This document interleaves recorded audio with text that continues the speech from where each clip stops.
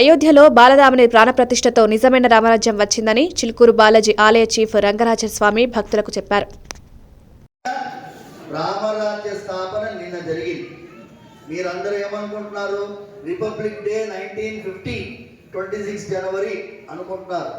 నిజమైన republic, Ramayana republic was born yesterday. It is Ramayana Republic, not a banana republic. Ours is Ramayana Republic. అర్థమైందా భక్తులారా? జై Sriram. Yesterday we celebrated with great fervor the Rama name. We told this is Rama Rajya as per constitution. అర్థమైందా భక్తులారా? నిజమైన రామరాజ్యం నిన్న పుట్టింది.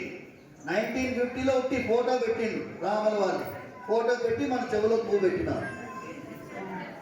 ఈ photo సరిపోదు. రాముల వారు అయోధ్యలో ప్రతిష్ఠితులయ్యారు. జై శ్రీరామ్. అర్థమైందా భక్తులరా? And Srirama reclaim this temple. అమ్మా వీడియో తీమ్మా, అందరూ వినండి.